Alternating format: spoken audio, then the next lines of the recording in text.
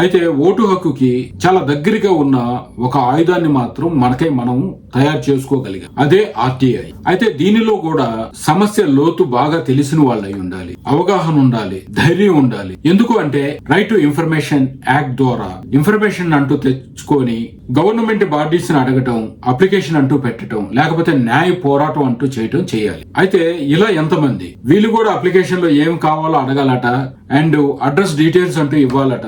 ఇవి చిన్నపాటి స్కాములుగా అయితే మాత్రం ఈ ఇన్ఫర్మేషన్ అంతా కూడా ఆ స్కామ్ చేసే వాళ్ళకి చేరుతుంది. అంటే ఇవన్నీ మనం లీగల్ గా పాసిబుల్ కాదా అంటే అవన్నీ మనం చెప్పలేము. ఎందుకు అంటే మనం జరిగిన సంఘటనలు అన్ని కూడా చూసుకున్నట్టయితే దాదాపుగా ఒక 100కి పైగా, అంటే లెక్కల్లోకి వచ్చిన వాళ్ళు మాత్రమే 100కి పైగా ఆర్టీఐ యాక్టివిస్టులు అంటూ చనిపోయారు. 100లోనే ఎక్కువగా ఇంజూర్ అయ్యారు. ఇంకా బెదిరింపుల సంగతి అయితే మనం చెప్పనక్కర్లేదు. అయినప్పటికీ కూడా ఆర్టీఐ అనేది ఒక గొప్ప ఆయుధమే.